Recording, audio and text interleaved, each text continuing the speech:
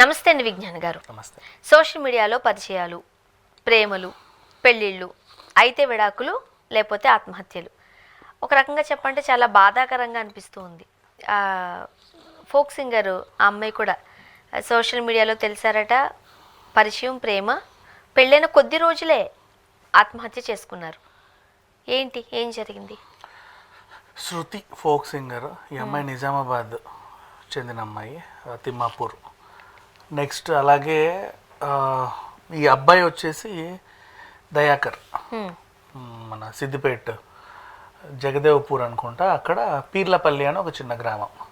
ఇక్కడ ఏం జరిగింది కట్ చేస్తే, యాక్చువల్గా ఈ అమ్మాయి ఫోక్ సింగర్గా ఎప్పటి నుంచో పాటలు పాడుకుంటూ డెవలప్ అవుతా వచ్చింది. ఇవి మన ఇరేలా రేరేలా ఇవి చేస్తారు కదా, మన కోమలి, అవి మర్చిపోయి జంబలక జార్మిటాయి కూడా ఫోక్ సింగర్సే కదా. అవును, ఎగ్జాక్ట్లీ. సో ఇలా ఫోక్ సింగింగ్లో తనకంటూ ఒక ప్రతిభ కనబరుస్తూ వస్తూ ఉంది. ఇప్పుడు ఏంటి, మన తెలంగాణలో జరిగే బతుకమ్మ ఈవెంట్స్ కానీ, లేకపోతే బోనాలు, ఎప్పుడైనా గణేష్ ఉత్సవాలు, ఏది ఉన్నా సరే వీళ్ళు పాడుకునేవాళ్ళు. అలా అలా కొంచెం ఫేమస్ కూడా అయింది తన పాటలు. యూట్యూబ్లో పెట్టుకుంటారు కదా ఈ మధ్య ప్రతిదీ, అట్లా కూడా కొంచెం పాపులారిటీ వచ్చింది.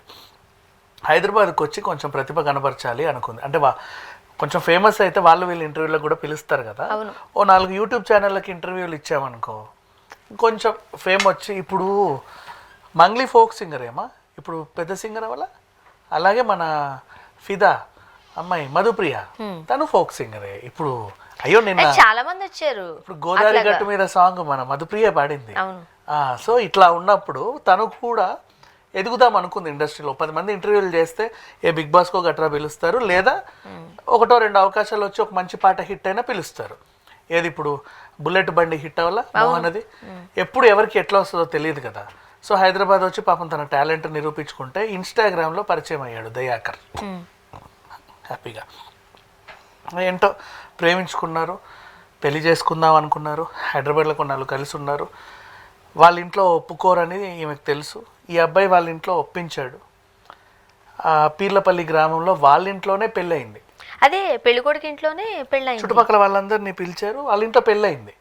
సో వాళ్ళ ఇంట్లో పెళ్ళైనప్పుడు వీళ్ళైతే ఆ పిల్లని చంపరు, నేను అనుకుంటున్నా, చెప్తున్నా. అంటే నా ఇంటెన్షన్, అంటే నా అభిప్రాయం. బేసికలీ అక్కడ ఏం జరిగిందో మనకు తెలియదు. ఇంకా నేను అనుకుంటున్నా వాళ్ళ ఇంట్లోనే పెళ్లి జరిగింది. 20 డేసే అయ్యింది. అదే పెళ్ళైన తర్వాత చుట్టుపక్కల వాళ్ళని పిలుచుకున్నారు. Everybody are happy.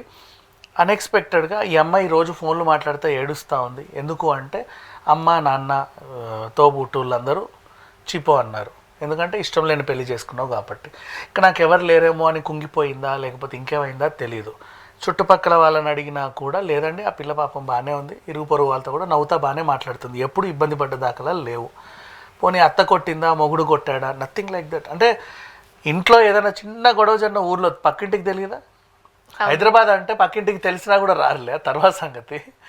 ఊర్లో చిన్నగా ఒక చిన్న ఏడుపో పెడబొబ్బో వినిపిస్తే 3 వస్తారు ఏదో అయితే. కానీ యాక్చువల్లీ ఇలాంటివన్నీ జరిగినప్పుడు పెళ్ళయిన తర్వాత అదనపు కట్నం కోసం, లేకపోతే కట్నం కోసం వేధింపులు మొదలయ్యాయి, ఇలా లేకపోతే అనుమానాలు, ఇవన్నీ ఉంటాయి. ఇవన్నీ వస్తాయి. 20 డేసే అయింది. సో ఇప్పుడు ఏంటి, వాళ్ళ పేరెంట్స్ వచ్చారు. అమ్మాయి వాళ్ళ పేరెంట్స్ వచ్చేసి అత్తింటి వేధింపుల వల్లే జరిగింది, అవును, మొగుడు తాగొచ్చి కొట్టేవాడేమో, ఇబ్బంది పెట్టేవాడేమో, వరకట్న వేధింపులు. ఇప్పుడు ఆ సెక్షన్ 498 ఇవేగా గృహహింస కింద ఇవే వస్తాయి. కానీ ఒక్కసారన్న అమ్మాయి మా అత్తగారింట్లో ఇలా జరుగుతుంది అని తల్లిదండ్రులకు తెలియచేసినట్టుగా కనిపించట్లేదు. మరి ఎట్లా ఆ నిందేస్తారు అంటే మరి కూతురు మమ్మల్ని కాదని వెళ్ళిపోయింది. అయితే మా కూతురు ఆత్మహత్య చేసుకునేంత పిరికిది కాదు. హైదరాబాద్లోనే ఒంటరిగా వెళ్ళింది, జర్నీలు కూడా ఒంటరిగా చేసి వచ్చేది. గట్టిగా బంతిలా కొడితే ఇట్లా తిరిగి వచ్చేలాగా ఉండేది, ఖరాఖండిగా ఉండేది. బాగా పాటలు పాడేది, అందరి ముందు నిర్భయంగా పాటలు పాడేది. ఎప్పుడు స్టేజ్ ఫియర్ లేదు, మైక్ ఫియర్ లేదు, కెమెరా ఫియర్ లేదు. మరి అలాంటి అమ్మాయి ఎట్లా ఆత్మహత్య చేసుకుంటుంది అనేది వీళ్ళ క్వశ్చన్. అది కూడా నిజమేగా? అది కూడా నిజమే అంటే ఎంత ఖరాఖండిగా ఉన్నా, ఎంత బండరాయిలా ఉన్నా, సొంత ఇంటి వాళ్ళు మాట్లాడకలేట్లు నిన్ను వెలివేశారంటే ఒక చిన్న ఫీలింగ్ ఉండదు. ఇప్పుడు అవన్నీ అంటే పేరెంట్స్ నుంచి తనకు ఆదరణ దొరకదు అని ముందే తెలుసు. అవును, 100%. అబ్బాయిని నమ్ముకునే నువ్వు వచ్చావు. అఫ్ కోర్స్ అత్తగారింటి వాళ్ళందరూ కూడా ఆమెను ప్రేమించే ఇంట్లోకి తెచ్చుకున్నారు, లేకపోతే పెళ్లి చేశారు. కానీ భర్త భరోసా ఇంకా ఎక్కువ ఇచ్చిండుంటే మేబీ ఈ రోజు అమ్మాయి ఆ పని చేయకపోయి ఉండేదేమో. 100% చేసి ఉండేది కాదు.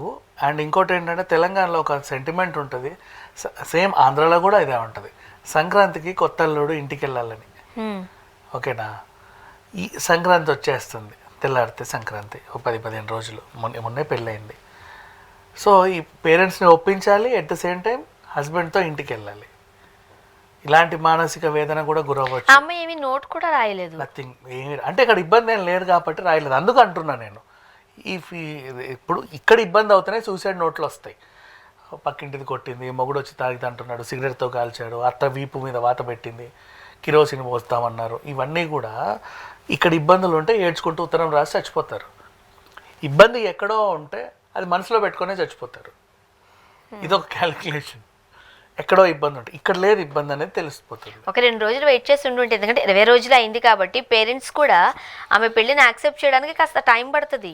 అయితే ఇప్పుడు పేరెంట్స్ ఆరోపించేది ఏంటంటే వరకట్న వేధింపులండి, మా అమ్మాయిని వేధించి చంపేశారు, ఆ అబ్బాయి మంచోడు కాదని మేము ముందు నుంచే చెప్తున్నాము, వద్దు వాళ్ళ దగ్గరికి వెళ్ళొద్దని చెప్తున్నాం, మాకు నచ్చలేదు ఈ సంబంధం, మేబీ వీళ్ళు ఏమైనా వేధించి కూడా చంపారేమో అంటున్నారు. ఇన్ కేసు అలా కూడా ఆలోచించవచ్చుగా, తప్పే ఉంది. అంటే బయటికి బాగున్నా కూడా అలా కూడా జరుగుండొచ్చు. ఏది ఏమైంది అనేది చెప్పడానికి అమ్మాయి అయితే లేదు మన దగ్గర. ఎవరిని అడిగినా మా తప్పేం లేదు, మా తప్పేం లేదని అంటారు. అవతల వాళ్ళు కూతురు పోయిన శోకంలో ఉంటారు కాబట్టి వీళ్ళే చేశారు అంటారు. వాళ్ళ వైపు వాళ్ళేమో మేము చేయలేదని అంటారు. ఇది రెగ్యులర్గా జరిగే డ్రామానే. కాకపోతే ఓవరాల్గా ఈ సినారియాలో శృతి అనే అమ్మాయి ప్రాణం అయితే పోయింది. యాక్చువల్ ఈ సోషల్ మీడియాలో ఈ ప్రేమలు, పెళ్ళిళ్ళు ఇవి సక్సెస్ రేట్ కన్నా ఫెయిల్యూర్సే ఎక్కువగా ఉంటున్నాయి. ఎందుకంటే ఓ 2 రోజులు మెసేజెస్లో నువ్వేంటో తెలీదు, ఓ 4 రోజులు చెట్టాపట్టాలు వేసుకుని తిరిగితే నువ్వేంటో తెలీదు, అవి పెళ్ళిళ్ళు. సంవత్సరం తిరగకముందే అయితే విడిపోవడాలు, లేకపోతే ఇట్లా జరగడాలు. ఎక్కడ పోతుందో కదా సోషల్ మీడియా వల్ల. నేను ఏమంటా అంటే, చావాలి అనుకున్న వాళ్ళందరికీ ఒకటే మెసేజ్, నేను ప్రతిసారి ఇదే చెప్తా, నువ్వు ఎలాగో చావాలి అనుకున్నావు కదా, చచ్చిపో, పోస్ట్పోన్ చేసుకో ఒక 1 మంత్. ఏమో నీ ప్రాబ్లమ్స్ అన్నీ సాల్వ్ అవ్వచ్చేమో, నీకు ఆ చావాలన్న కోరిక పోయిద్దేమో, నువ్వు అనుకున్నవన్నీ వస్తాయేమో. సరే ఈ 20 డేస్లో అమ్మ నాన్న రాలేదు, న్యూ ఇయర్కి వస్తారేమో, సంక్రాంతికి వస్తారేమో, మేబీ తెలియదు. పోనీ అప్పుల వల్ల నువ్వు చావాలనుకున్నావు, ఇప్పుడు అప్పు తీర్చలేవేమో, ఒక్కసారి ఎదురు తిరిగా ఇప్పుడు ఇవ్వను, ఆగండ్రా 3 నెలలను గట్టి చెప్పు, 3 నెలలు నీకు ఏదో రకం డబ్బులు రావచ్చేమో.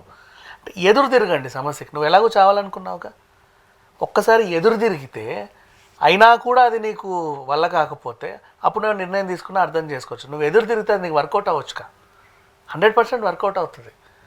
అయినా పెళ్ళయి 20 రోజులే కదా అయింది. 20 రోజులే అయింది. వీళ్ళకన్నా కాస్త టైం ఇవ్వాలి, పేరెంట్స్కి టైం ఇవ్వాలి. అంత తొందరగా పేరెంట్స్ మారిపోలేరు కదా. 100% వాళ్ళు కొంచెం టైం ఇస్తే, ఇప్పుడు చెప్తూ ఉంటారు చూడు, ఆ పెళ్ళయిన తర్వాత ఒక పాపో బాబో పుట్టింది అంటే ఒక సంవత్సరంన్నర అయ్యేసరికి కోపాలు పోతాయి. అమ్మా ప్రాణం పోయినా కూడా కోపాలు పోలేదు మన తారకరత్న వాళ్ళ ఇంట్లో.